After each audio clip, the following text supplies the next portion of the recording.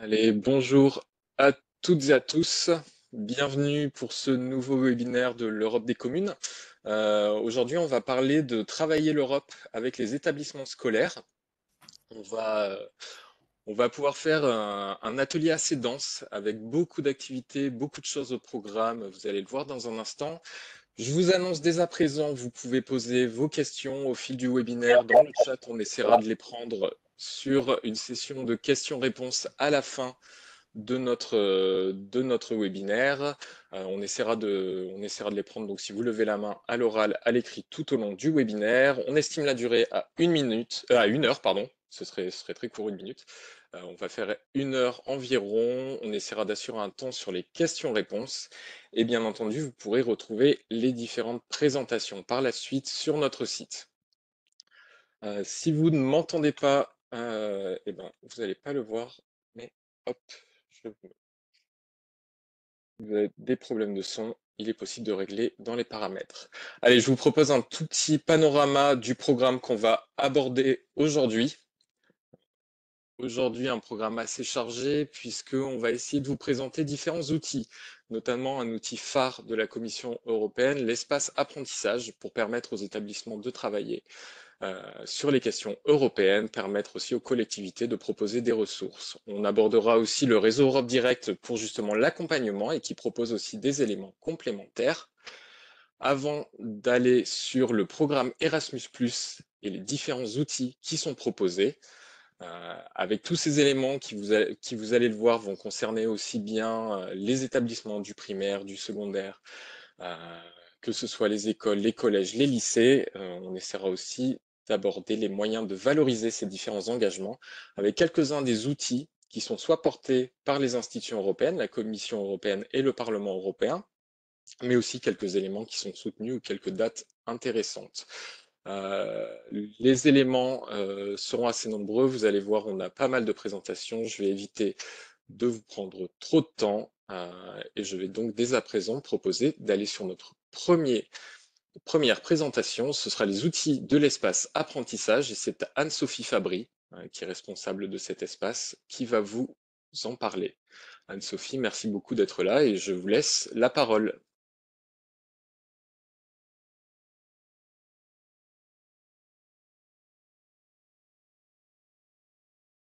On ne vous entend pas pour l'instant.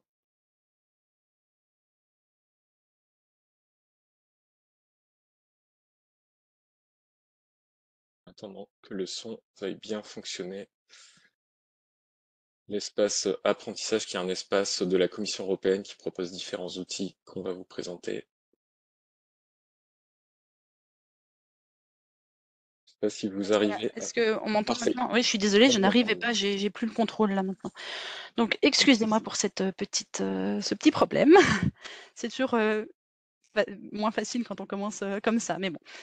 Voilà, donc bonjour, merci Tanguy de me laisser la parole. Je m'appelle Anne-Sophie Fabry et je travaille à la Direction générale de la communication de la Commission européenne au sein de l'unité jeunesse. Et aujourd'hui, je suis ici pour vous parler de l'espace apprentissage, qui est une plateforme dédiée à l'enseignement de l'Union européenne à l'école. Alors, en fait, cette plateforme existe depuis maintenant 6 ans. Ah, je pense que je vais voilà, là, vous voyez peut-être mieux.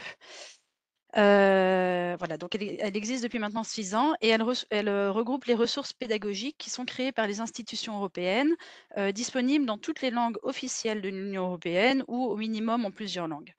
Et l'objectif, en fait, est de rendre l'Europe accessible à tous dès le plus jeune âge.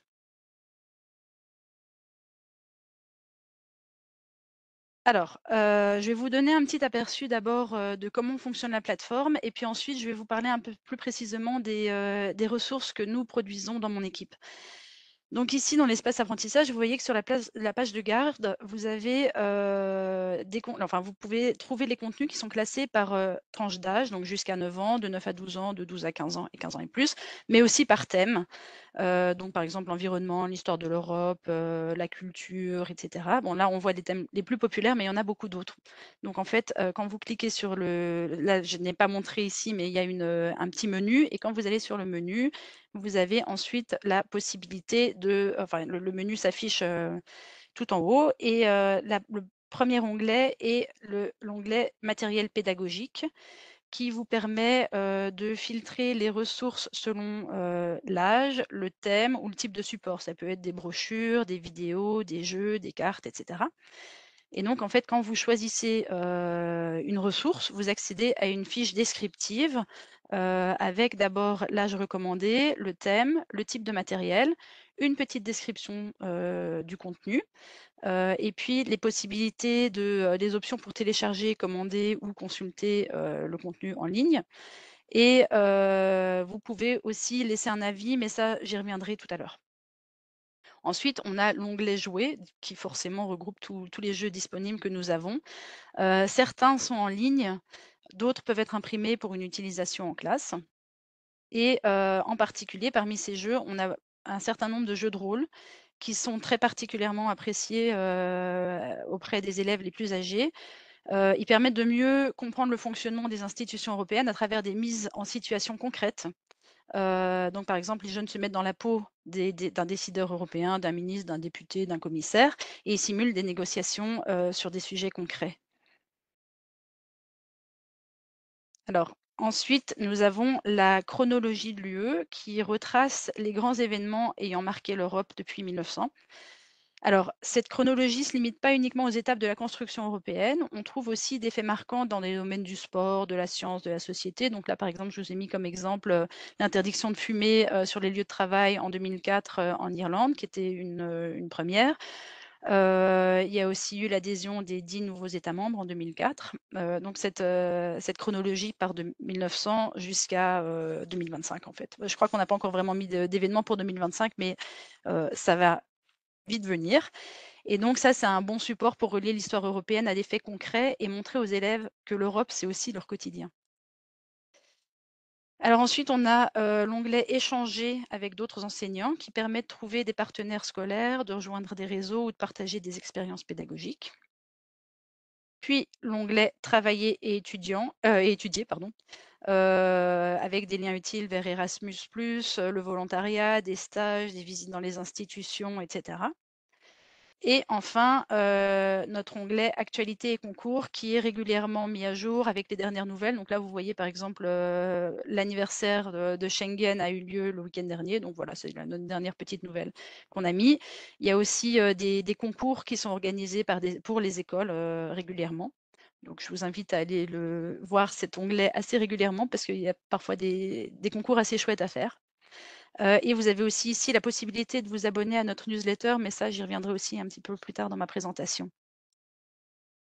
Maintenant, je vais vous parler plus précisément du matériel que mon équipe produit pour les écoles. Donc d'abord pour les plus jeunes, on a un certain nombre de publications. On a notre carte illustrée de l'Europe qui s'appelle Unis dans la diversité, qui est une carte grandeur poster et avec plein de petites illustrations sympas pour expliquer l'Europe aux enfants. La brochure Europe plus ensemble qui est en fait constituée de 3 fascicules qui expliquent l'Union européenne aux 9 à 12 ans et puis une petite cocotte en papier que vous pouvez commander et qui est un petit jeu ludique avec des petites questions sur l'Europe. Puis on a aussi un certain nombre de jeux qui sont en ligne, mais qui sont aussi offrent la possibilité d'être imprimés et puis découpés, coloriés, etc. Donc ça offre aussi une petite activité pour pas seulement toujours être en ligne avec les plus jeunes. Et puis récemment, on a produit un livre audio pour les 9-12 ans qui s'appelle La promesse de Pégase et c'est en fait une métaphore sur la paix en Europe. C'est une histoire qui est divisée en 3 chapitres d'une dizaine de minutes chacun et chaque chapitre est ensuite suivi d'une partie factuelle pour faire le lien en fait avec la réalité historique.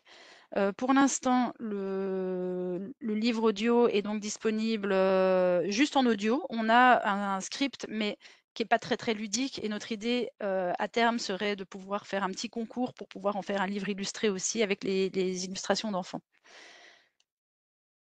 Alors ensuite, pour les collégiens et les lycéens, nous avons, comme j'ai déjà indiqué, des jeux de rôle, mais on a aussi des petits quiz, le quiz de l'Europe et moi et à la découverte de l'Europe.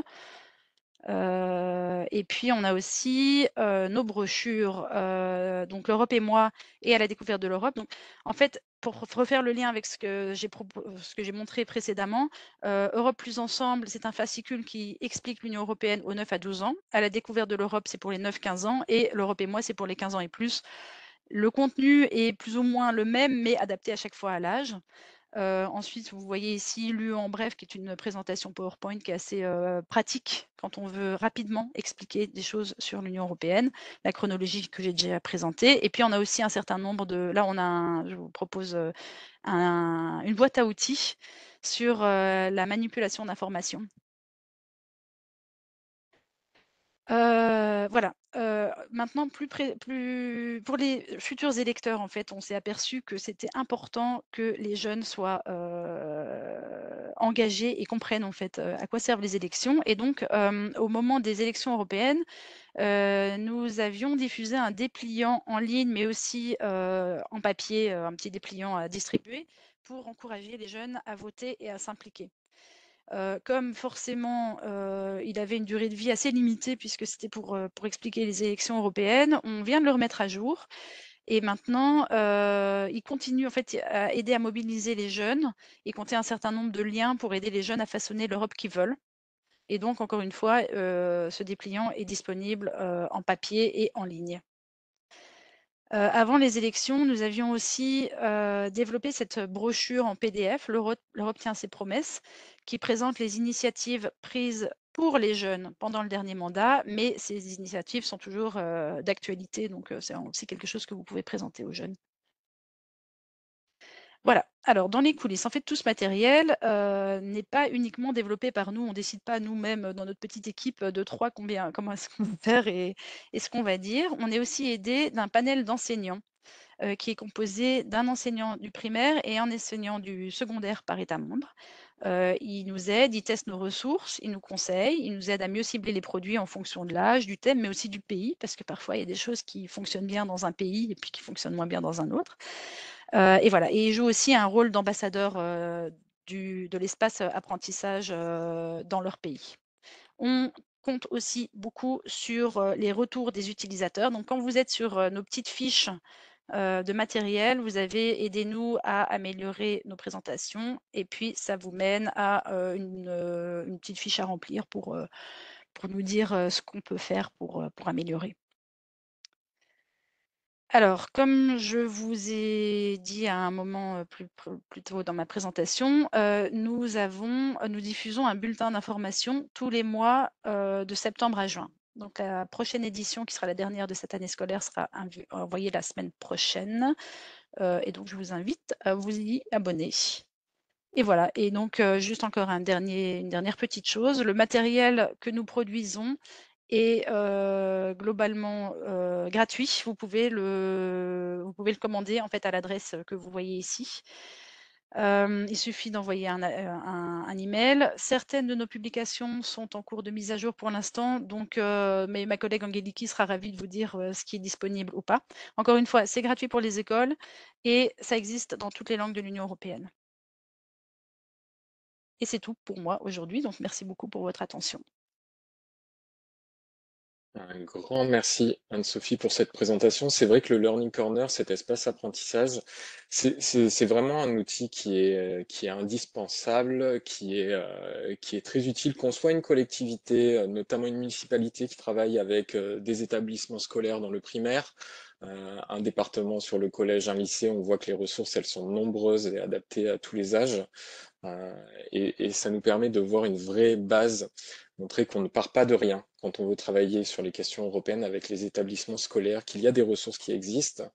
Je vois déjà une question dans le chat nous demandant comment récupérer le diapo présenté. Alors vous avez déjà les liens que je vais vous mettre au fil du webinaire, mais on vous mettra bien entendu à disposition toutes les présentations sur notre site par la suite. Si je peux juste intervenir une dernière fois.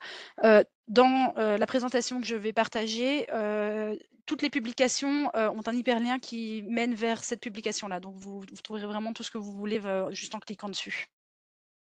Eh ben, je vous en remercie. Au-delà des ressources, au-delà du matériel qui peut être mis à disposition, il y a aussi la question du personnel, des compétences, de l'animation, de qui peut vous aider à faire des actions, à initier des démarches européennes sur les territoires. Et pour ça, on a aussi un réseau qui travaille, qui propose de nombreuses ressources, de l'accompagnement. Pour en parler, on a Anna Gasquet avec nous, qui est responsable d'Europe Direct Drôme Ardèche à Valence. Euh, Anna, si vous voulez prendre la parole, je vous laisse la présentation pour nous parler de tout ça.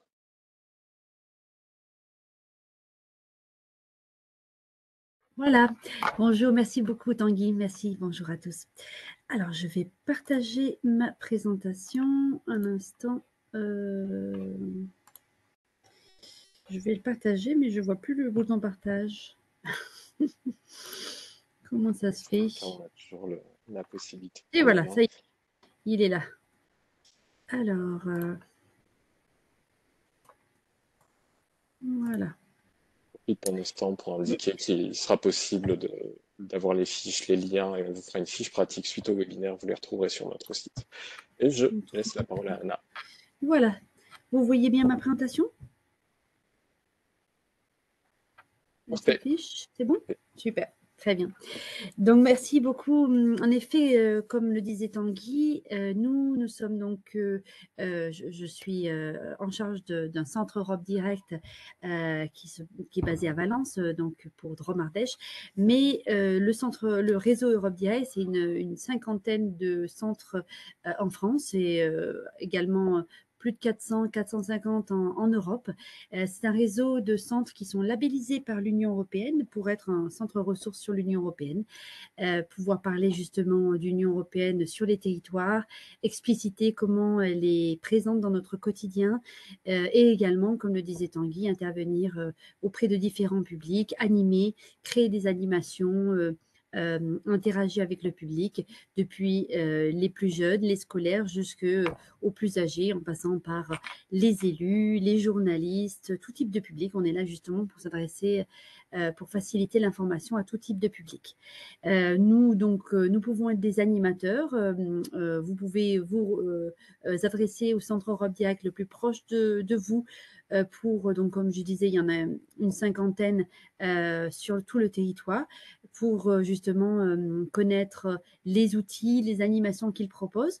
Ce que je vais proposer, ce que je vais vous présenter là maintenant, c'est ce que nous proposons à Valence, en Drôme Ardèche. C'est des outils qui sont parfois mutualisés au niveau de la région Auvergne-Rhône-Alpes, voire même pour certains mutualisés au niveau de la France, au niveau national, de tout le réseau français.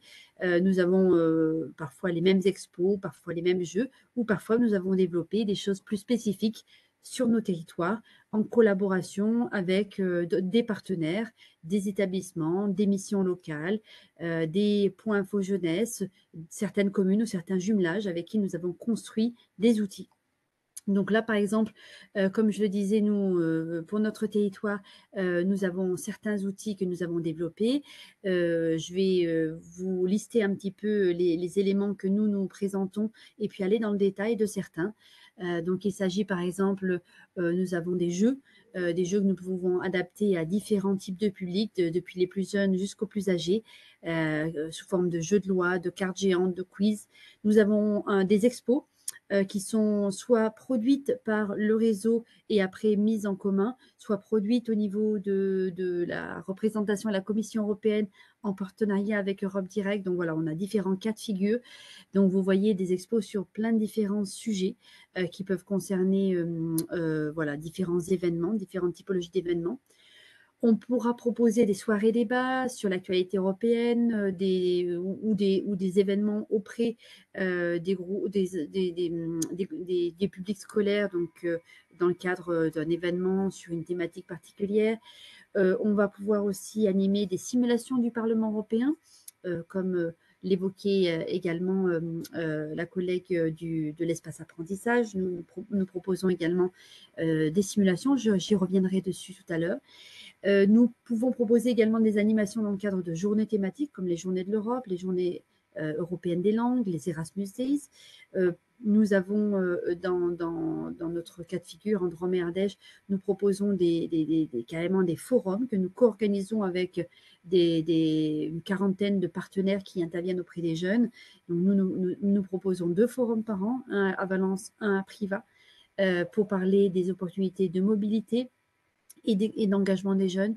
Donc, c'est des forums qui se réalisent sur 2 jours à destination du public scolaire, mais également du grand public.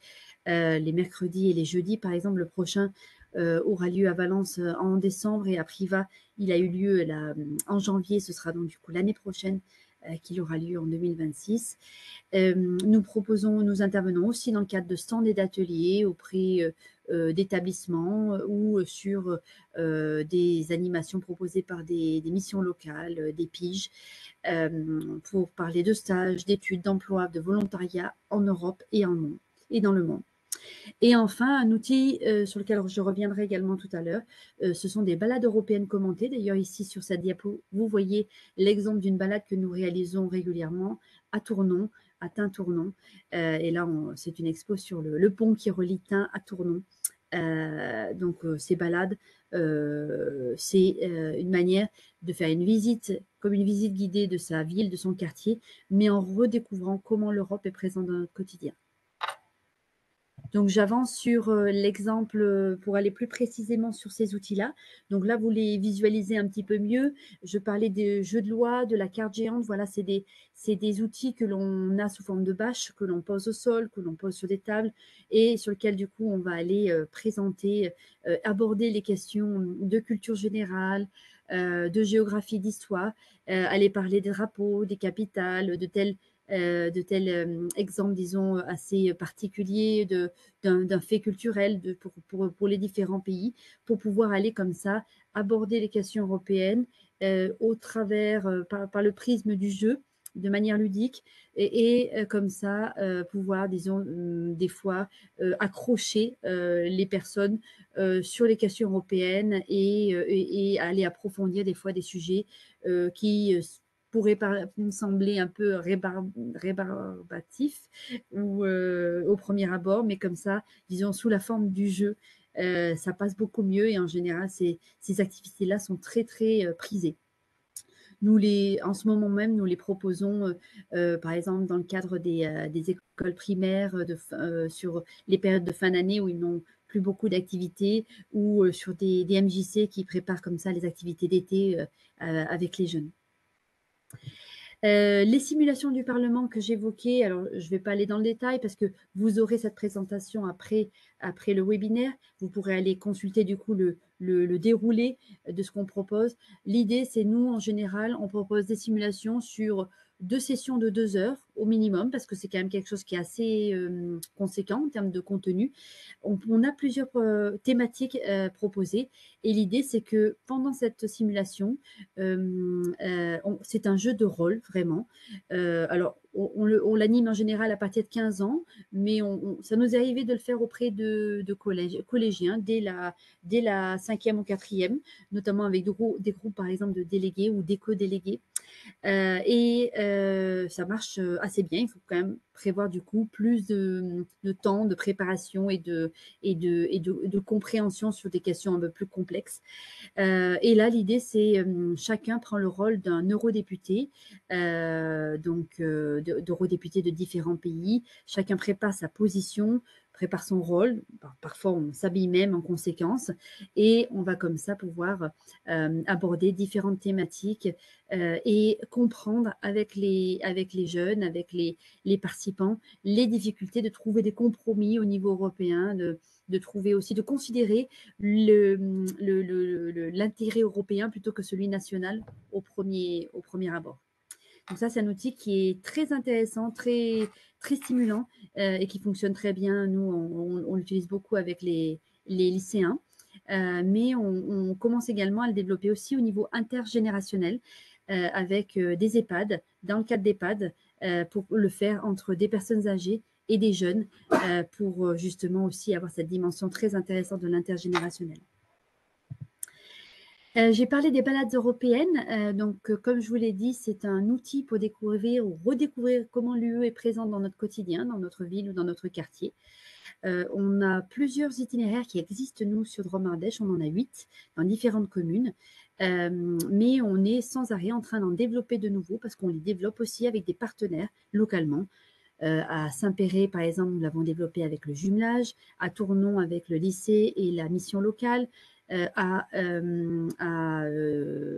par exemple à Aubenas également avec un lycée qui est également une école ambassadrice du Parlement européen. Donc voilà, ça c'est des outils extrêmement intéressants qu'on peut utiliser avec des jeunes, avec des moins jeunes, sur le temps d'une heure et demie, 2 heures, le faire en français ou le faire en anglais quand on a des publics étrangers. Et ça fonctionne très bien aussi pour justement avec un petit groupe de 10, 12, 15 personnes et échanger de manière informelle tout en se baladant. Nous avons des quiz. Alors là aussi, au niveau de l'espace apprentissage, on vous en a présenté de nombreux. Nous aussi, on en propose. Comme je disais, nous avons également des expositions à mettre à disposition. Donc sur beaucoup de thématiques. Celles-ci, vous les retrouverez en grande partie au niveau de tous les centres Europe Direct en France et certains vont en posséder d'autres sur des thématiques plus spécifiques qui ont été créées localement, comme je disais. Donc là, il suffit de nous contacter pour réserver ces expos qui sont en général voilà, sur toile de bâche avec des œillets qu'on peut du coup assez facilement installés sur des grilles classiques. Nous avons aussi certaines qui peuvent être en autoportée sous forme de kakémono.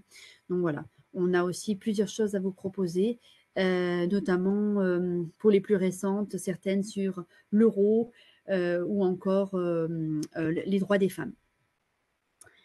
Donc là, n'hésitez pas à vous faire passer ces informations-là à vos établissements, mais aussi à vos médiathèques, ou ça peut être aussi des expos qu'on installe dans le hall d'une mairie ou dans une salle de conférence, une salle communale à l'occasion d'un événement, par exemple.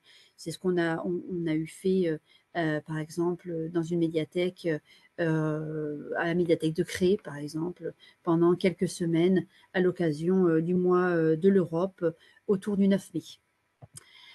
Nous avons aussi créé une mallette pédagogique que nous avons, du coup, c'est vraiment une petite mallette avec à l'intérieur de ça plusieurs des outils dont je viens de parler qui sont rassemblés de manière à avoir cette mallette-là. Donc, pas simplement demander ces éléments en prêt auprès du Centre Europe Direct, mais là, carrément l'avoir sur place. Donc, c'est des mallettes. On a doté des établissements scolaires, des MJC, des missions locales, des piges de ces mallettes. Et on a aussi formé les personnels autour de ces outils de manière à ce qu'ils aient ces mallettes à demeure dans leur local et pouvoir l'utiliser régulièrement lors de leurs animations. Ce qui facilite comme ça l'utilisation et n'oblige pas à faire la démarche de réserver le matériel, de venir le chercher dans notre local et ainsi de suite. Voilà.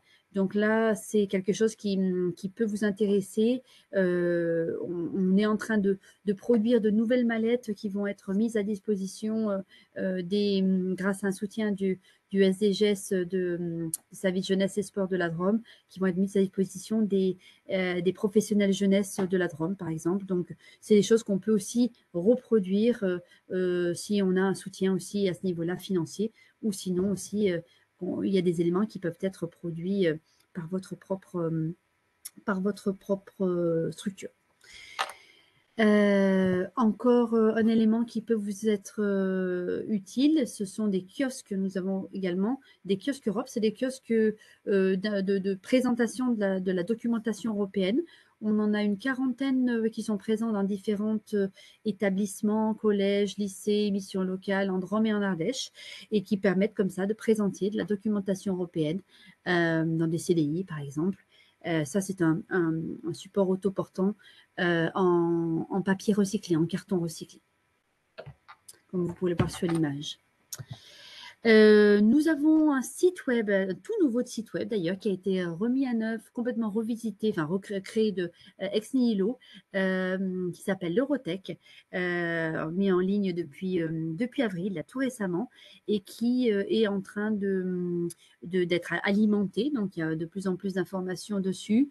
Vous allez pouvoir retrouver dessus les expositions qui sont à disposition, toutes nos ressources, mais aussi tous nos événements et notamment les informations pour les recherches de financement. Donc voilà, là c'est bien plus large que toutes les informations concernant les activités que l'on peut proposer d'apprentissage sur l'UE. Ça concerne tout notre domaine d'activité en tant que Centre Europe Direct et c'est mutualisé entre les centres Europe Direct Lyon Métropole et Drôme-Ardèche. Quelques exemples, parce que voilà, comme je vous l'indiquais, j'ai parlé des animations, des outils que nous pouvons proposer en Drôme-Ardèche, mais le réseau Europe Direct est plus large et chacun propose des éléments qui peuvent être différents, qui peuvent aller au-delà de ce que j'ai proposé. Et pour faire quelques focus, parce qu'il y en a bien d'autres, mais nos collègues de Pau, Pays de la Dour, ont créé récemment une plateforme qui s'appelle learningeurope.eu, qui a été développée grâce à un soutien d'un fonds Erasmus+, avec des modules de e-learning, des ressources, des méthodes pédagogiques extrêmement intéressantes, extrêmement complets. Je vous le recommande pour enseigner l'UE et la citoyenneté européenne à destination, donc des enseignants du secondaire. Donc là, allez voir sur le site web et diffusez-le auprès de vos collègues.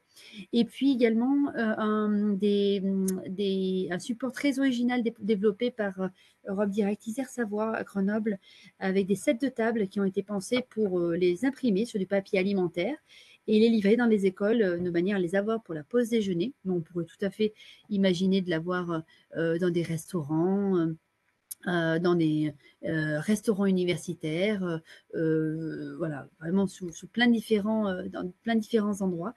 Et le support peut être utilisé avec ou sans l'accompagnement d'un animateur Europe Direct. Je vous ai mis ici un exemple de ces sets de table. Donc, ça permet, voilà, tout en patientant pendant le repas, de jouer, de découvrir, de faire des jeux sur l'Europe. Et là, comme ça, il y a toute une série d'informations, de sets de table différents. Donc là, je vous recommande aussi, n'hésitez pas à aller contacter d'une part voilà, les Europe Direct proches de chez vous, mais aussi d'aller voir sur les sites que je vous ai indiqués là pour aller chercher des informations qui vous seraient utiles. Voilà, je vais m'arrêter là. Tanguy, j'ai pas du tout regardé le timing, mais dis-moi si j'ai le temps de répondre à des questions. Bon, pour essayer d'avancer, permettre d'avoir toutes les présentations. Alors tout d'abord, merci énormément, c'est très complet. J'ai essayé de mettre quelques-uns des liens évoqués dans le chat. On a une question, mais j'invite bien entendu tous les participants à poser leurs questions dans le chat, ainsi que leurs exemples de projets menés par des collectivités avec des établissements scolaires ou réciproquement. J'ai vu qu'on a quelques Europe Direct, donc n'hésitez pas à partager si vous avez des exemples. Je propose de tout d'abord donner la parole à Laura Rodriguez de l'agence Erasmus+, pour continuer à aller dans cette continuité. On a vu les différentes ressources, on a vu l'accompagnement. Je vous propose maintenant de voir les projets qui peuvent être menés avec les établissements scolaires et au moins on pourra se faire un cadre général des possibilités pour les collectivités avec les différents publics avant de prendre les différentes questions avec le temps qui nous restera et bien entendu, comme je l'évoquais, on pourra étendre un tout petit peu si on a pas mal de questions. Laura, eh ben, si ça vous convient, je vois que votre présentation est déjà en ligne. Donc, je vous laisse la parole. Merci énormément. Parfait, merci. J'ai anticipé, vu qu'on a eu des petits couacs, je me suis dit, je me lance. Mais si vous voyez, c'est parfait. Merci beaucoup pour l'invitation. Du coup, je m'appelle Laura Rodriguez et je travaille à l'agence Erasmus+, France Éducation et Formation.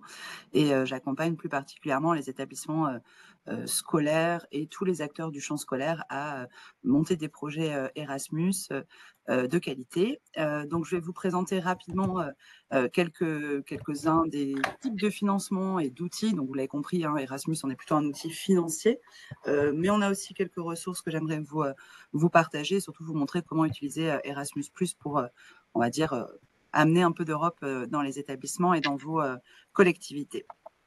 Du coup, premier appel, mais c'est des choses qui sont plutôt générales. Hein, Erasmus+, c'est un programme européen, un programme phare de l'Union européenne qui finance des projets pour soutenir l'éducation, la formation et la jeunesse et le sport.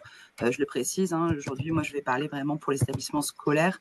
Donc, on est plutôt sur le volet de l'éducation et de la formation. Les autres opportunités sont accompagnées par mes collègues de l'agence Jeunesse et Sport qui est basée à Paris. Ce programme Erasmus, on est sur une programmation 21-27 qui a été doté d'un très gros budget et qui permet de soutenir tout plein de projets qui viennent en soutien à des priorités. Donc, c'est les priorités du programme Erasmus+, qu'on retrouve dans tous les projets, dans tous les types de secteurs éducatifs, d'actions du programme Erasmus+. Une priorité autour de l'inclusion et la diversité, donc faire participer les établissements et les personnes les plus éloignées de la mobilité. Une priorité autour de l'éducation par et au numérique, hein, donc utiliser les outils numériques dans les établissements, former au numérique. Une priorité autour du développement durable et les pratiques éco-responsables, et une priorité autour donc de la participation à la vie démocratique et l'engagement civique. L'idée, hein, c'est que le programme Erasmus+ participe à faire des élèves, des citoyens en général, des citoyens actifs européens. Petite parenthèse bien sûr aussi sur les pays. Donc on a un programme européen donc financé par l'Union européenne. On va au-delà un petit peu de l'Union européenne puisque donc les projets Erasmus+ peuvent être menés avec donc les 27 pays membres de l'Union européenne et ce qu'on appelle des pays associés au programme. C'est les 6 pays que vous avez à l'écran qui participent donc de manière totale au programme Erasmus. Donc tout ce que je vais vous montrer est possible de faire, il est possible de faire avec ces pays-là. Il y a aussi d'autres projets qui permettent des financements au-delà de l'Europe, mais dans une moindre mesure et pas beaucoup sur le scolaire, mais sachez que ça existe. Hein, on a des projets avec le reste du monde financés dans Erasmus+. Aujourd'hui, je vous ai dit beaucoup de secteurs, des possibilités d'éducation et de formation tout au long de la vie. Je ne vais pas aborder ceux qui sont grisés aujourd'hui, mais je vais parler principalement donc de l'enseignement scolaire. L'enseignement scolaire dans Erasmus+, c'est tout le champ de la petite enfance jusqu'au bac voie générale et technologique. Donc ça comprend bien les primaires, le secondaire. Et si vous êtes plutôt dans des établissements de voie professionnelle, sachez que vous relevez de l'enseignement et de la formation professionnelle, qui sont 2 secteurs distincts sur Erasmus. Quand on candidate à Erasmus, on candidate sur un secteur donné, sachez que voilà, vous êtes potentiellement sur l'un ou sur l'autre, voire sur les 2 secteurs éducatifs, notamment pour les lycées polyvalents. 3 grands types de projets dans Erasmus, et vous vous doutez bien qu'en 15 minutes, je ne vais pas rentrer en détail dans chacun de ces types de projets. Donc 3 actions clés, 3 grands formats de projets qui répondent chacun à des besoins différents et du coup qui auront une mise en œuvre aussi différente. L'action clé 1, la mobilité, hein, donc c'est l'idée de partir pour se former, pour monter en compétences, et ça prendra différentes formes. C'est l'action qui est la plus dotée en budget sur Erasmus+, et du coup je vais en revenir dessus un peu plus longuement après. Mais je trouve intéressant quand même de vous présenter qu'il existe d'autres choses dans Erasmus+.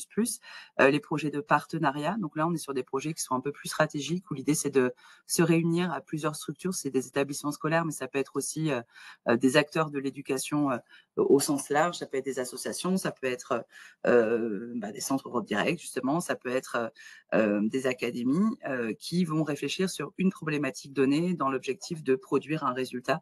Beaucoup d'outils qui ont été présentés juste avant auraient pu être ou ont pu être des résultats de ce type de partenariat, donc de l'action clé 2 du programme. Et une autre action qui est moins connue, mais qui mérite quand même d'être abordée rapidement, ce sont les actions Jean Monnet. Donc, c'est tout un ensemble de projets dans Erasmus+, qui visent vraiment à avoir une meilleure connaissance de l'Union européenne. Donc, on a des actions, des projets Jean Monnet dans l'enseignement supérieur, par exemple, pour financer des chaires sur l'Union européenne un peu partout dans le monde. Mais il y a 2 types de projets Jean Monnet qui peuvent particulièrement vous intéresser. C'est les initiatives pour apprendre l'Union européenne, où là, on est sur des petits projets qui visent juste à faire rentrer l'Europe à l'école. Donc, on est sur des projets où il n'y a pas forcément de mobilité, pas forcément de partenariat avec d'autres établissements scolaires. C'est des financements qui sont pas énormes, hein, c'est jusqu'à 35 000 € sur 3 ans. Mais l'idée, c'est de faire rentrer de l'Europe à l'école. Ça peut être en allant visiter la maison Jean Monnet, par exemple, en allant participer à des expériences au siège d'une des institutions de l'Union européenne, dont on vous parlera, je crois, juste après. Ça peut être la création d'un club Europe dans un établissement scolaire. L'idée, c'est de financer une activité régulière, un nombre d'heures réguliers dédiées à l'Europe dans l'établissement scolaire. Et une autre action Jean Monnet, enfin un autre projet dans les actions Jean Monnet, il y a le pendant pour la formation des enseignants. Donc c'est les projets Jean Monnet formation des enseignants. Et là, c'est l'idée de créer des supports pour former à la fois dans la formation initiale et continue des enseignants à mieux enseigner l'Union européenne et l'Europe au sens large. Et du coup, ces projets-là produisent des résultats qui, comme tous les résultats Erasmus+, sont en libre accès. Je vous ai mis un petit exemple que vous pourrez aller revoir ici, c'est le projet Facile Europe. C'est un des premiers projets français financés donc sur ces projets formation des enseignants Jean Monnet. C'est un projet qui vise à enseigner l'Europe aux primaires grâce à la facilitation graphique. Du coup, c'est à la fois des formations pour les enseignants à la facilitation graphique autour de la question européenne, mais c'est aussi tout un ensemble de ressources. Il y a un jeu de cartes pour apprendre l'Europe au premier degré, etc. Vous avez accès au site internet ici qui est assez intéressant et se déplace en académie pour venir former. Donc, n'hésitez pas à les solliciter. Donc, voilà un petit peu pour ces différents types de projets. Comme je vous l'ai dit, je vais rentrer un peu plus en détail sur les projets de mobilité de l'action clé 1 du programme. Donc l'action clé 1, je vous l'ai dit, c'est celle qui dote, qui est le plus dotée en budget, et donc elle permet la mobilité. La mobilité, c'est partir se former, et on considère 2 types de personnes qui partent se former avec Erasmus. C'est les personnels. Donc les personnels, c'est tous les personnels, donc ceux qui sont dans les établissements directement, les enseignants, les conseillers pédagogiques, les médecins scolaires, les inspecteurs, mais c'est aussi tous les personnels les agents de la mairie, les personnels qui travaillent dans les collectivités, dans les services d'éducation, et toutes les personnes aussi qui interviennent de manière régulière sur le temps scolaire et périscolaire. L'idée, c'est d'aller voir ce qui se passe ailleurs, aussi bien dans des établissements que dans des collectivités, pour échanger des pratiques, se former, développer des compétences. Et c'est des projets qui ont un impact assez positif sur les établissements parce que ça permet de renforcer motivation, esprit d'équipe, d'insuffler un peu une dynamique de projet, de formation continue des enseignants et des personnels. Qu'est-ce qu'on finance pour les personnels? C'est plusieurs types d'activités. Donc, il y a la possibilité de partir suivre un cours ou une formation en Europe. Là, c'est vraiment une personne qui veut se former, je ne sais pas, sur des techniques pédagogiques innovantes pour les élèves 10, pour aller se former sur l'utilisation de l'art dans la classe, etc., ou aller se former en anglais, par exemple. Donc là, on part suivre vraiment un cours dédié dans un autre pays européen. La possibilité aussi d'observer des pratiques dans un établissement scolaire ou dans le service d'éducation d'une collectivité. Donc là, on est vraiment sur du job shadowing. On part et on voit quelqu'un dans son quotidien et on observe sa manière de travailler. La possibilité aussi de partir enseigner, de partir former en Europe. Donc là, c'est vraiment un échange souvent de poste à poste. Et enfin, la possibilité d'accueillir un ou une experte européen. Du coup, là, ça peut être n'importe quel type d'expertise. On a des chouettes projets qui font venir des politiques européens, par exemple, des spécialistes de la législation européenne. Mais ça peut être aussi des chercheurs, des docteurs en neurosciences, des personnes spécialisées sur le recyclage des déchets, etc. Enfin, les possibilités sont larges. Et ça, c'est pareil, c'est financé dans le cadre du programme Erasmus+. Ensuite, bien sûr, donc on a parlé des personnels, mais Erasmus en finance aussi et surtout, je dirais, la mobilité des élèves. Donc les élèves, l'idée de les faire partir, c'est de découvrir, développer de nouvelles compétences sociales, s'affirmer, développer l'ambition scolaire, apprendre des langues, se remotiver pour les études, etc. Et découvrir un petit peu d'autres cultures. Ce qui est intéressant, et c'est souvent une idée reçue, c'est que c'est possible dès la maternelle. Et on a des projets avec des petits qui partent. Et on vise bien sûr tous les élèves, mais en particulier, toujours dans la dimension inclusion, les élèves avec les besoins spécifiques ou les plus éloignés de la mobilité. Qu'est-ce qu'on finance pour les élèves? L'activité la plus connue, c'est la mobilité de groupe d'élèves. C'est assez proche d'un voyage scolaire classique. L'idée, c'est de se rendre dans un établissement scolaire partenaire pour avoir un programme pédagogique avec une autre classe, un autre enseignant avec lequel on aura travaillé. C'est possible aussi de faire ces mobilités de groupe d'élèves au siège d'une institution de l'UE pour aller découvrir l'institution en question si le projet s'y prête. D'autres possibilités, c'est la mobilité individuelle d'élèves, du coup courte ou longue. Donc là, c'est un élève qui part, donc là on est quand même plutôt sur le second degré, pour aller être en immersion dans un établissement scolaire sur une durée qui peut aller de 5 jours à 1 an. Et pour la voie professionnelle uniquement, les autres mobilités sont possibles scolaires et voie pro, mais pour la voie professionnelle, il y a en plus une activité qui permet de participer à des concours de métiers européens, type WorldSkills, etc., en Europe. Alors, comment on participe? Je vais pas rentrer dans les détails, mais je pense que c'est intéressant pour vous qui, a priori, représentez établissement scolaire et ou collectivité, de savoir qu'il y a plusieurs possibilités d'accéder au financement. La première, et qui reste la plus simple, c'est celle de rejoindre un consortium déjà accrédité. Donc, c'est-à-dire qu'il y a une structure qui chapeaute un projet et qui fait bénéficier de ce projet à d'autres établissements. C'est souvent le cas pour le premier degré qui, par exemple, n'ayant pas d'entité juridique, a un peu de mal à candidater seul. Donc, on a des projets dédiés à eux. La plupart des académies françaises sont aussi accréditées. Donc, la première chose, c'est de se renseigner auprès de son académie et de savoir s'il y a possibilité de s'inscrire dans ce projet-là. Ou alors la possibilité de déposer son propre projet. Donc, deux moyens d'entrée, une manière plus simple et plus courte, qui est le projet de courte durée, ou une manière plus pérenne et plus stratégique, qui est l'accréditation, qu'on peut donc demander pour soi ou demander pour un groupe d'établissements.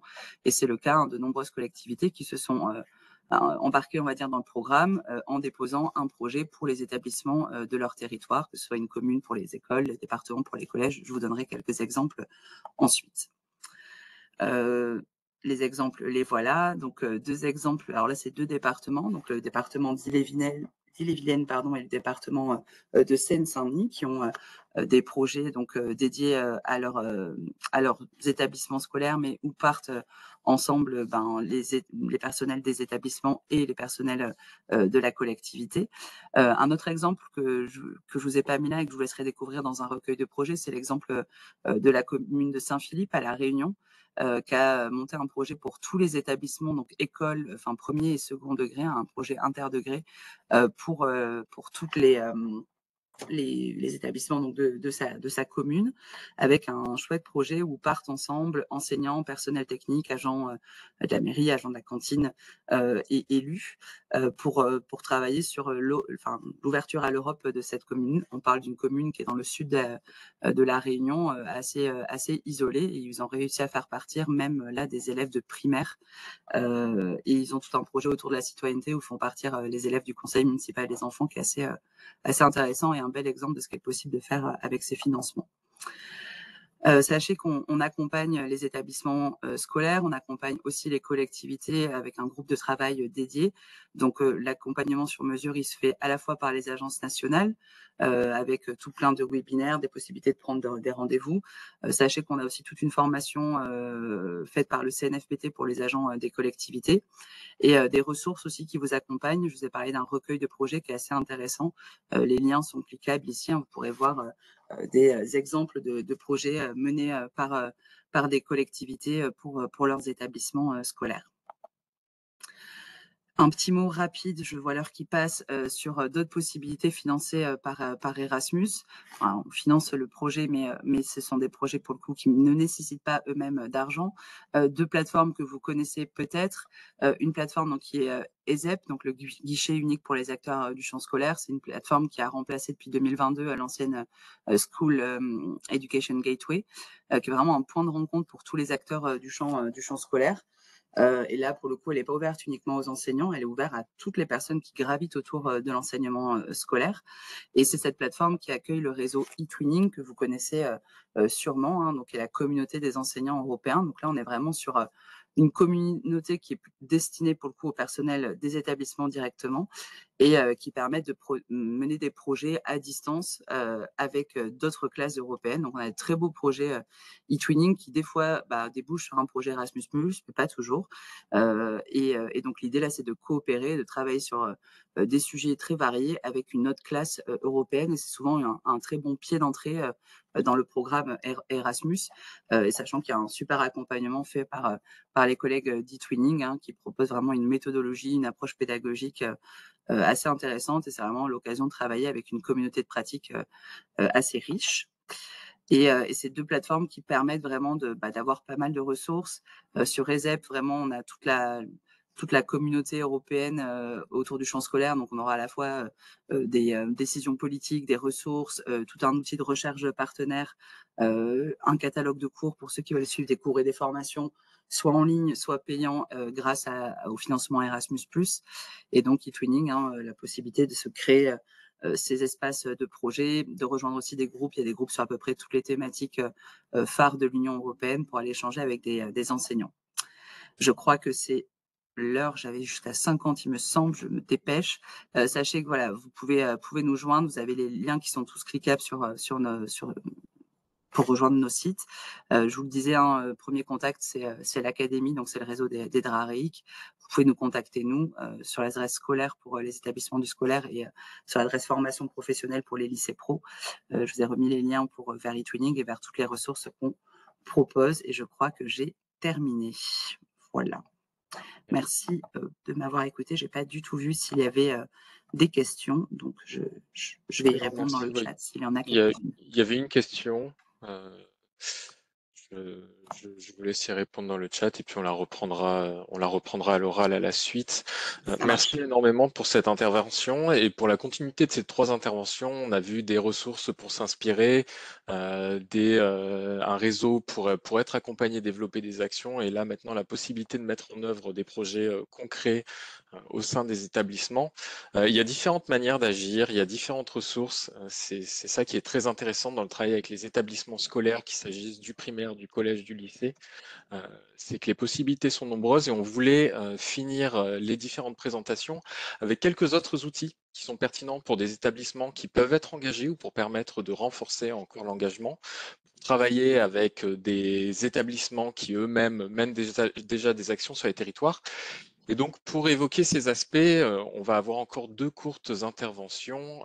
La première concernera les ressources, les outils pour valoriser l'engagement avec la Commission européenne. Et pour cela, Estelle, je vous laisse la parole pour nous parler de ça. Je vous laisse mettre votre présentation. Bonjour, vous m'entendez tous? Parfaitement. Parfait, donc je vais partager la présentation. Hop.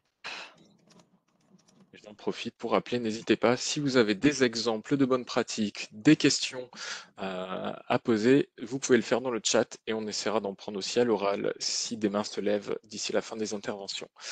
Merci beaucoup et je te laisse la parole, Estelle. Voilà, est-ce que vous voyez ma présentation? Non, c'est pas en plein écran, mais on la voit. Ah, c'est pas en plein écran. Pourtant, je l'ai en plein écran. Bon. Mauvais écran.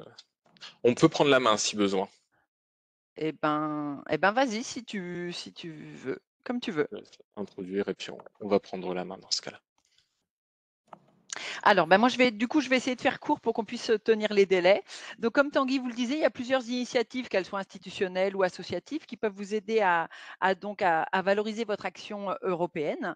Donc, je ne sais pas si vous en avez déjà connaissance, mais on a un lieu depuis 2002 qui a ouvert à Paris, qui s'appelle l'Europa Experience, qui a été créé par le Parlement européen en France et la Commission européenne en France. Donc, ce lieu vous propose diverses actions. Il s'étend sur 1500 mètres carrés. Vous avez un cinéma à 360 degrés, de multiples stations multimédia, et vous avez surtout ce qui peut vous intéresser, vous, en tant qu'établissement scolaire. C'est un jeu de rôle ludique et interactif qui dure à peu près 2 heures, et ça permet de se glisser dans la peau d'un député européen. Donc, c'est conseillé pour les élèves à partir de 14 ans. Donc, c'est une activité qui est particulièrement adaptée aux élèves du secondaire, mais pas uniquement. Donc, ça permet, comme je vous le disais, se mettre dans la peau d'un député européen, de négocier une directive européenne. Enfin voilà, ça permet vraiment c'est immersif, hein, c'est une expérience immersive, ça dure 2 heures. Vous pouvez accompagner une classe. Il faut des groupes de 16 à 32 personnes, idéalement, il ne faut pas dépasser les 32, même si ça reste un peu possible. Sachez que la représentation en France de la Commission européenne dont je fais partie finance certains déplacements. Donc là, je parle plus aux collectivités et aux établissements qui sont hors Paris. On peut financer le déplacement de certains groupes, mais pour ça, vous devez prendre contact avec votre centre Europe Direct et c'est eux qui font la sélection des groupes. On privilégie quand même voilà, si possible, on privilégie des élèves qui ne sont pas en section européenne, mais plutôt des élèves qui sont assez éloignés des questions européennes. Donc voilà pour les repas expérience pour le jeu de rôle. Vous avez une salle de réalité augmentée. Vous voyez, vous pouvez voir un petit peu à quoi ressemble le repas expérience. Voilà, vous pouvez venir non seulement à titre individuel, mais vous pouvez aussi venir en groupe et dans ce cas-là, vous devrez réserver votre visite à partir de 12 personnes. Et sachez que le repas expérience organise des mini-conférences tout au long de l'année, organise des grands événements aussi, mais vous avez des mini-conférences d'1 heure pour comprendre l'Europe tout au long de l'année. Donc, le repas expérience est place de la Madeleine, donc en plein cœur de Paris. Vous aurez donc le diapo, donc vous pourrez aller voir effectivement tout ce que le repas expérience propose. La seconde initiative, donc je vais un petit peu rapidement, c'est Retour à l'école ou Back to School. Je ne sais pas si vous en avez déjà entendu parler, mais la France participe quand même pour la 10e fois au programme Retour à l'école Back to School, qui a été mis en place par la Commission européenne. Et ce programme vise à encourager les agents des institutions européennes dans les établissements scolaires. Donc, et pour ce faire, en fait, c'est la Commission européenne, le ministère de l'Éducation nationale, de l'enseignement supérieur et de la recherche et le ministère de l'Europe et des Affaires étrangères qui conduisent le programme. Et cette année, il s'étendra jusqu'au 15 décembre 2025. Dans les faits, en fait, ce sont les fonctionnaires européens qui reçoivent un email du ministère de l'Europe et donc ils doivent contacter les DARIC. Et donc vous, logiquement, vous avez rien à faire. Mais si, par exemple, vous connaissez quelqu'un qui pourrait intervenir dans le cadre de ce Back to School, n'hésitez pas à l'encourager justement à participer à ce programme. Mais c'est vrai que ce sont d'abord les DARIC, donc les délégués académiques aux relations européennes et internationales, qui construisent le programme avec le fonctionnaire européen en question et surtout qui contactent l'établissement scolaire en question. Voilà pour le retour à l'école. Et donc maintenant, on va passer aux partenaires associatifs. Alors, c'est un petit panorama qui n'est pas exhaustif, hein. Je vais vous présenter 2 partenaires qui notamment mettent en place des prix. Et là, ça permettrait effectivement aux établissements scolaires de valoriser leurs projets. On a notamment la Fondation Hippocrène, qui est une fondation d'utilité publique qui soutient la réalisation de projets portés par ou pour les jeunes. Elle organise notamment le prix Hippocrène de l'éducation à l'Europe. Et c'est un concours qui est proposé aux établissements scolaires qui récompense les meilleurs projets de partenariat européen élaborés par une classe et ses professeurs. Donc là, c'est tout niveau parce que le prix, en fait, l'intérêt du prix, c'est de permettre à tout type d'établissement, de professeurs et d'élèves de postuler et d'avoir des chances de remporter un prix. Donc, ça peut être une école rurale, un lycée professionnel, d'enseignement agricole, un établissement en zone prioritaire, établissement public ou privé. Donc, il est vraiment ouvert à tous. Il y a 6 prix qui sont décernés chaque année. Et donc 5 prix de 5 000 €. Donc vous avez un prix par catégorie d'établissement, donc école primaire, collège, lycée généraux, lycée professionnel, enseignement agricole, ainsi qu'un grand prix d'un montant de 10 000 €. Les gagnants sont invités aussi, et le déplacement est financé évidemment dans le cadre de ce prix, à la remise des prix qui a lieu au Parlement européen à Strasbourg. Et donc ça permet aussi à la classe qui remporte le prix de découvrir le Parlement européen à Strasbourg. Je ne vais pas rentrer dans le détail pour ce qui est de comment postuler et qui peut participer au concours. Vous avez tout sur le site de la Fondation Hippocrène. Donc c'est un prix qui est lancé chaque année. Donc voilà, je vous invite à aller sur leur site internet pour plus de renseignements. Vous avez ensuite l'association ANASEJ, qui est une association loi 1901 et qui vise à promouvoir la participation des jeunes à la décision publique et accompagner les collectivités locales dans la mise en place de démarches de participation des jeunes. Alors là, pour le coup, c'est un petit peu moins, les établissements scolaires sont un peu moins ciblés. On cible plus des jeunes élus ou des jeunes qui font partie d'associations, voilà, des associations de jeunes. Et donc l'ANASEJ organise notamment un prix des jeunes citoyens dont l'objectif est de promouvoir la participation des enfants et des jeunes à la décision publique en récompensant des actions réalisées au cours de l'année précédente et donc par des enfants et des jeunes dans leur collectivité. Il y a en particulier une thématique projet européen, mais il y a d'autres thématiques qui sont la citoyenneté, la communication, le développement durable, l'engagement, la mémoire et les réseaux. Et donc là, c'est pareil, je vous invite, c'est pour tout niveau, hein, donc je vous invite à consulter le site ANASEJ. Là, il n'y a pas forcément de dotation financière en termes de prix, mais par contre, c'est plus une reconnaissance de la qualité du projet. Là, en l'occurrence, le prix sera remis pour cette année le 29 septembre 2025 à l'Assemblée nationale. Donc, ça permet aux jeunes lauréats d'échanger avec les députés européens. Parfois, le prix est remis aussi au Sénat. Donc voilà, donc je vous invite effectivement aussi à consulter le site internet d'ANASEJ pour en savoir plus. Et enfin, pour valoriser effectivement tous vos projets, vous savez qu'il y a plusieurs temps forts annuels. Vous pouvez justement, là je ne peux pas lister tous les temps forts annuels, mais j'ai fait une sélection de 3 temps forts qui nous semblent intéressants justement pour valoriser vos projets. Mais vous pouvez aussi valoriser un projet dans le cadre de journées européennes, par exemple journée européenne du patrimoine, journée européenne des métiers d'art. Là, donc j'ai ciblé 3 temps forts qui sont évidemment la journée de l'Europe le 9 mai. Donc là, c'est pour tout niveau. Vous pouvez faire tout type de projet. Vous pouvez les mettre en valeur dans le cadre du joli mois de l'Europe. Donc là, c'est pareil, je ne vais pas m'étendre sur le sujet parce que ça a fait l'objet d'un autre webinaire dont vous avez le replay et dont vous avez une boîte à outils aussi qui est disponible sur le site donc de l'Europe des communes. Et vous avez un autre temps qui là nous semble assez intéressant, c'est la journée européenne des langues qui a lieu tous les ans le 26 septembre. Donc là c'est pareil, évidemment là on incite un petit peu plus les professeurs de langue à travailler justement autour de cette thématique, à créer des projets autour des langues. Et sachez que nous, à la Commission européenne en France, donc à Paris, on organise une dictée multilingue tous les ans, le 26 septembre. C'est plus à destination des collèges et lycées. Donc c'est pareil, je vous ai mis un lien sur la présentation. C'est sur notre site internet. Pour le moment, l'édition de cette année n'est pas encore lancée, mais on vous invite à participer à cette dictée parce que voilà, vous n'avez pas grand-chose à faire. La dictée est en ligne. Vous devez juste effectivement organiser ça auprès de votre classe ou de votre collège, lycée. Voilà, une journée, une dictée multilingue dans les collèges et lycées.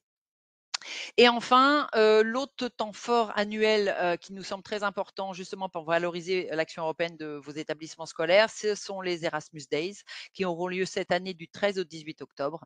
Et là, c'est pareil, vous pouvez proposer tout type de projet. On vous invite à consulter justement la page des Erasmus. Si vous voulez un peu d'inspiration, vous allez trouver aussi un petit bilan des Erasmus Days 2024. Comme ça, vous pourrez vous rendre compte de tout ce qui peut être organisé, mais l'éventail est très très large. Donc voilà, si vous avez des questions, n'hésitez pas à me les poser dans le chat. Et puis donc voilà, il faut que je laisse la parole à Clémence qui elle va présenter des initiatives du Parlement européen. Merci à tous. Merci énormément Estelle. Pas mal de ressources très riches, hein, effectivement. Je vais pas plus prendre la parole parce que je vais laisser Clémence nous présenter justement un autre outil, ceux du Parlement européen, et notamment avec des établissements qui, eux, sont déjà engagés. Et je garde la main sur la présentation, Clémence. Oui, merci Tanguy. Bonjour à tous. Vous m'entendez bien? Oui, tout fonctionne? Super. Alors, ça va être très bref parce que là, vraiment, ça va être l'heure d'aller déjeuner. C'était juste pour faire un petit focus sur les programmes spécifiques du Parlement européen. pour ceux d'entre vous qui s'intéressent plus précisément à cette institution qui est le Parlement européen, qui est une institution assez originale, on propose des choses intéressantes pour les lycées. Alors, on peut passer tout de suite aux écoles ambassadrices. Voilà, donc les écoles ambassadrices, c'est un réseau de lycées qui existe en France, mais aussi dans tous les pays de l'Union européenne. Donc tous les bureaux du Parlement européen dans les pays gèrent ce programme. En France, on l'a réservé, depuis sa création, on l'a réservé aux lycées professionnels, aux lycées qui étaient plus éloignés des questions européennes. Ça a été créé en 2015, mais désormais, on est en train de l'ouvrir justement à partir de l'année prochaine. On va l'ouvrir également aux lycées généraux. On va relever le défi de parler à des lycées très différents, ceux qui connaissent l'Europe, ceux qui la connaissent moins, mais de travailler tous ensemble.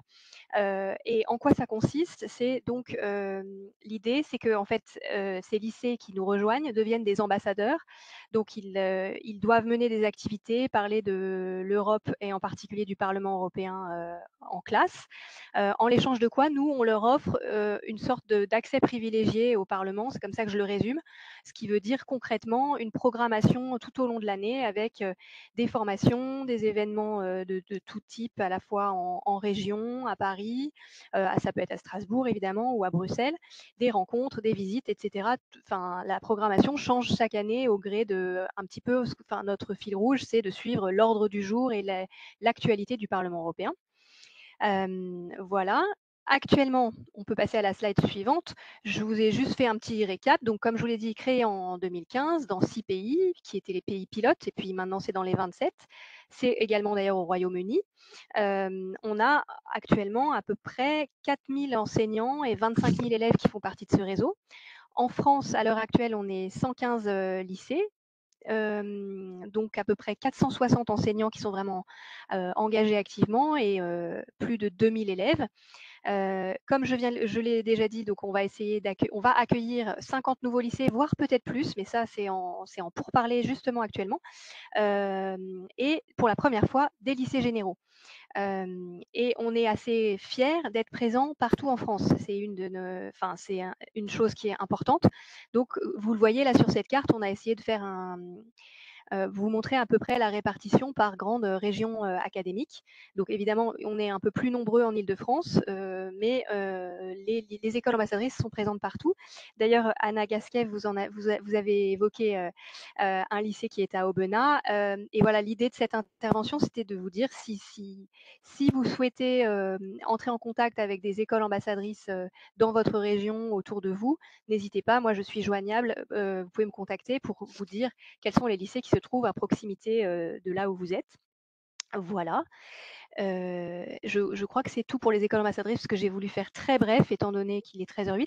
Et voilà, très rapidement. Alors, Estelle a très bien présenté déjà Europa Experience. C'était parce que j'avais pensé à ça, donc évidemment, là, je ne reviens pas dessus, qui est à Paris. Mais on a également 2 autres choses, vraiment très brièvement. Euroscola, ça peut peut-être vous intéresser dans la mesure où on est le 19 juin et qu'il y a 2 places encore à saisir pour le mois d'octobre et le mois de décembre, pour la fin de l'année 2025. Euroscola, alors Euroscola, c'est une journée exceptionnelle au Parlement européen de Strasbourg qui est offerte à une classe, c'est-à-dire à 24 élèves et 2 professeurs.